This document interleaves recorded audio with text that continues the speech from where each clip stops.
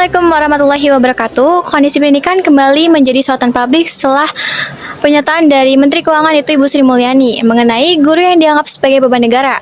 Ungkapan tersebut memunculkan berbagai reaksi, mulai dari kekecewaan para tenaga pendidik karena merasa tidak dihargai, hingga kritik dari masyarakat yang menilai itu berpotensi menurunkan martabat guru. Untuk membahas berita yang lebih mendalam, kami akan mewawancarai narasumber yang berkompeten dalam bidangnya, guna memberikan pendapat dan sudut pandang yang lebih jernih atas isu yang berkembang. Selamat menyaksikan.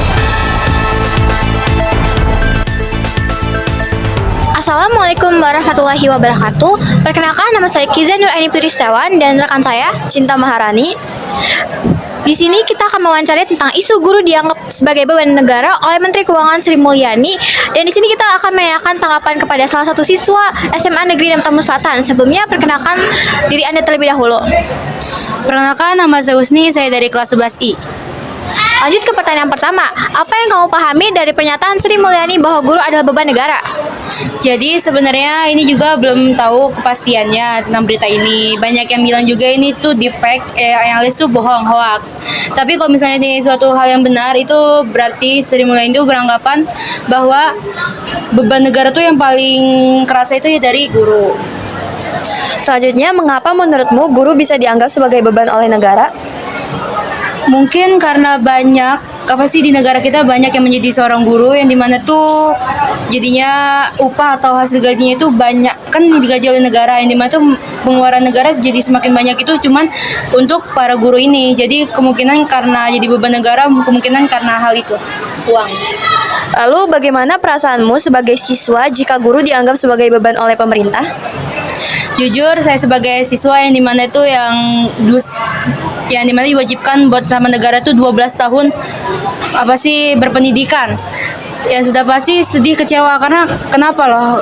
Sedangkan kalau bisa dipikirkan juga kayak Ibu Sri Mulyani atau siapapun itu orangnya pasti butuh pendidikan, yang dimana pendidikan itu dilakukan oleh para seorang guru, yang diajarkan oleh guru untuk apa? Untuk kebaikan diri kita, nanti masa depan kita tuh bakalan seperti apa. Jadi ya jujur sedih, kecewa, karena ya tanpa guru ya kita nggak bisa apa-apa.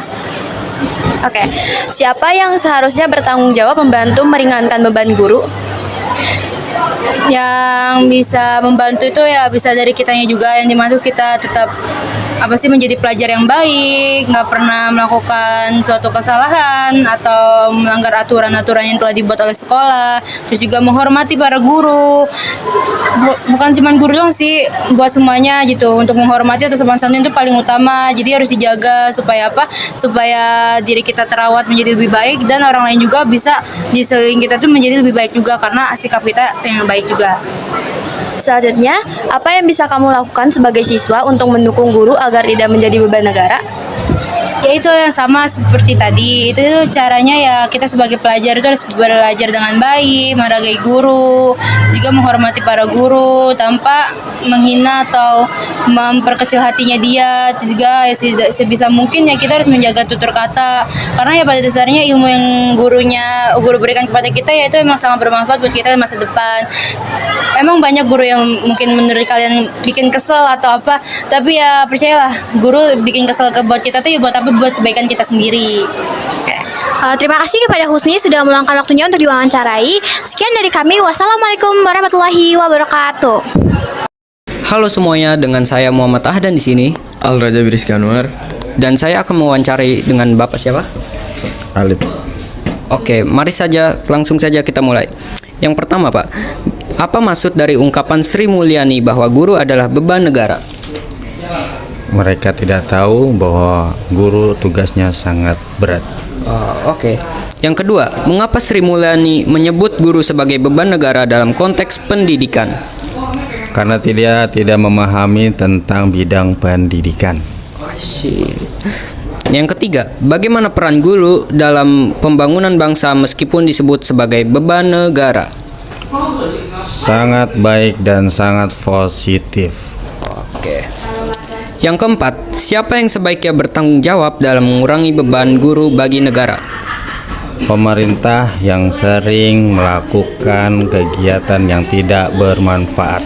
Oke, Pak. Dan yang terakhir, apa solusi Bapak sebagai orang tua siswa agar ungkapan tersebut tidak menjadi kenyataan?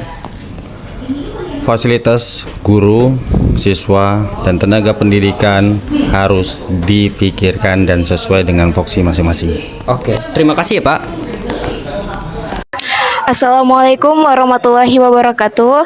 Halo teman-teman semua, kami salah satu kelompok dari kelas 11I akan mewawancarai isu atau berita terbaru saat ini, yaitu tentang ungkapan Ibu Sri Mulyani mengenai profesi guru itu dianggap sebagai beban negara. Nah, hal ini tentu menimbulkan reaksi beragam, terutama dari para pendidik yang sehari-hari berjuang untuk mencerdaskan generasi bangsa. Teman-teman semua, untuk membahas lebih lanjut, saat ini kami telah membersamai salah satu guru mata pelajaran sosiologi di SMA Negeri 6 Tambun Selatan, yaitu Ibu Firda. Kami akan bagaimana pandangan Bu Firda mengenai ungkapan Ibu Sri Mulyani tentang guru sebagai beban negara. Jadi Ibu, ada 5 pertanyaan. Pertanyaan pertama, apa maksud dari ungkapan Sri Mulyani bahwa guru adalah beban negara? Ya, jadi kan pertama kali ya ungkapan Sri Mulyani itu dikeluarkan oleh beliau itu pada konvensi sains dan teknologi di ITB ya.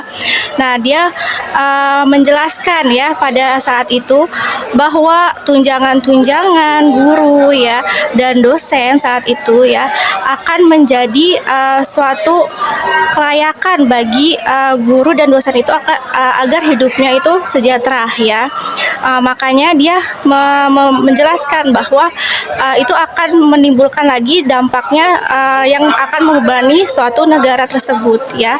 Makanya tunjangan tersebut dianggapkan oleh Sri Mulyani itu menjadi suatu beban lagi buat negara ya untuk mensejahterakan guru dan dosen pada saat konvensi sains di ITB tersebut. Nah, selanjutnya pertanyaan kedua, mengapa Ibu Sri Mulyani menyebut guru sebagai beban negara dalam konteks pendidikan? Ya. Jadi dalam konteks pendidikan ya, karena kan pendidikan itu didasari dengan ilmu yang diberikan oleh guru dan dosen ya. Jadi tanggapan dari Sri Mulyani itu seharusnya tidak dikeluarkan ya, karena akan mengecam rasa kecewa terlebih lagi untuk profesi guru dan dosen ya. Makanya seharusnya bisa dibilang kalau itu akan menjadi PR lah atau misalkan pekerjaan negara untuk dapat mensejahterakan lagi ya bagi guru dan dosen tersebut ya dalam konteks pendidikan. Jadi kita itu lebih semangat lagi untuk memberikan pendidikan bagi penerus bangsa ya, bagi siswa atau mahasiswa itu bisa meningkatkan lagi ya. Makanya perlu adanya gimana nih caranya untuk dapat meningkatkan kesejahteraan dan guru dan dosen itu bisa memberikan pendidikan dengan rasa ikhlas dan juga bisa sejahtera hidupnya, karena banyak juga sekarang guru-guru terutama guru honorer yang masih tunjangannya atau pendapatannya itu tidak sesuai dengan UMR atau upah minimum ya di setiap daerahnya. Itu makanya perlu lagi menjadi PR nih bagi negara, bagaimana untuk mengurus kesejahteraan bagi para guru dan dosen juga termasuk, karena dosen juga masih ada yang upahnya itu di bawah ya dari UMR. Baik, lanjut ke pertanyaan selanjutnya, yaitu bagaimana peran guru dalam pembangunan bangsa meskipun disebut sebagai beban negara? Ya, jadi peran guru ya untuk pembangunan bangsa itu sangat penting ya, karena berbagai macam profesi ya, dokter ya, terus apalagi sebagai pelayaran misalkan ya, atau teknisi ya, atau pejabat sekalipun itu awal mulanya oleh guru, pasti ya diajari oleh guru ya. Guru itu memberikan peran penting, sangat penting untuk agar bangsa ya bangsa penerus bangsa itu bisa lebih maju lagi ya. Jadinya untuk memajukan Indonesia itu awal mulanya juga dari pendidikan ya. Apabila pendidikan di Indonesia itu kualitas gurunya sangat-sangat bagus ya, jadi di Indonesia itu SDM-nya itu bisa lebih tinggi lagi, bisa lebih meningkat lagi, dan bisa lebih bagus lagi ya. Jadi bisa bersaing dengan bangsa-bangsa lainnya ya. Jadi kita menjadi negara maju. Makanya kita harus mengutamakan pentingnya pendidikan ya sebagai pilar utama bagi bangsa Indonesia gitu.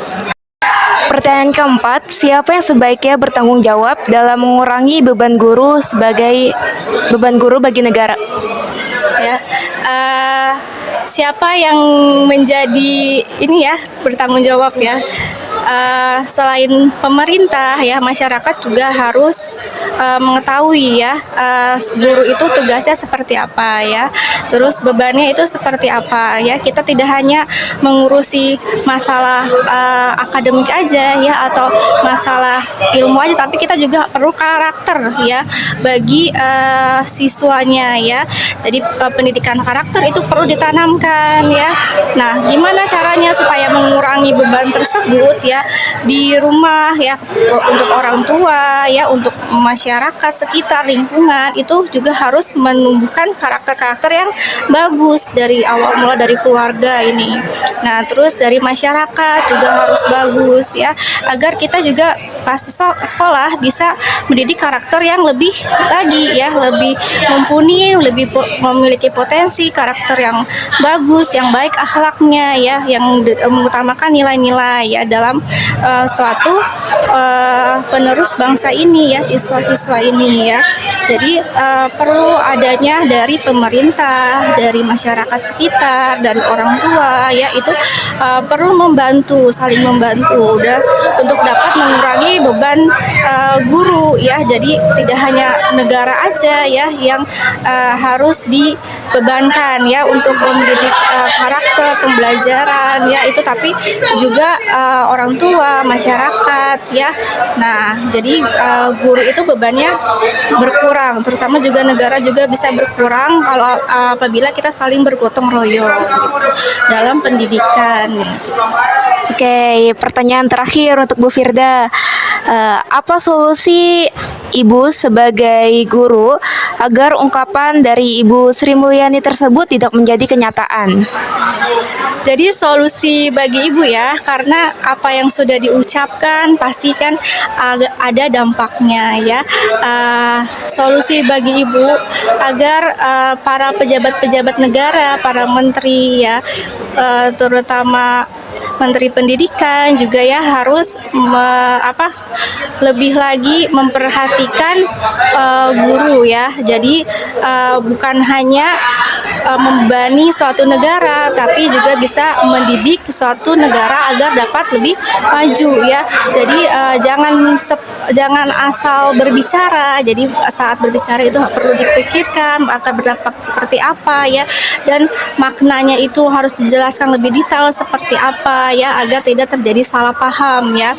Jadi solusinya kita harus menerapkan nilai ya dan norma di dalam masyarakat ya, agar tidak ada lagi nih kesalahan-kesalahan kata ya, kesalahan berbicara, nilai-nilai etikanya dijunjung lagi ya, nggak boleh menyudutkan salah satu profesi apapun itu, mau guru, mau tenaga kesehatan ya, terus mau lagi TNI ya, atau para pejabat atau menteri, itu jangan ada kesalahan kata-kata lagi ya, untuk tidak terjadinya kesalahpahaman dan tidak terjadinya lagi sakit hati bagi suatu profesi tertentu gitu. Baik teman-teman semua, terima kasih banyak. Kami ucapkan terima kasih kepada Bu Firda atas yang telah meluangkan waktunya. Wassalamualaikum warahmatullahi wabarakatuh. Guru itu beban negara. Baik semuanya, demikianlah wawancara dari kelompok kami mengenai pernyataan Menteri Keuangan Ibu Sri Mulyani tentang guru dianggap beban negara. Hal ini bukan untuk merendahkan peran guru, melainkan menggambarkan betapa besarnya tanggung jawab keuangan negara untuk membiayai sektor pendidikan, termasuk gaji dan tunjangan tenaga pendidikan. Justru hal ini menjadi refleksi penting bagi kita semua, bahwasannya guru bukan hanya sebagai beban negara, melainkan investasi terbesar untuk generasi bangsa yang akan datang. Mari kita jadikan momen penting ini bahwasannya pendidikan adalah kunci kemajuan dan guru adalah garda terdepan yang harus kita dukung. Terima kasih telah menyaksikan video wawancara, sampai jumpa di berita selanjutnya. Guru itu beban negara.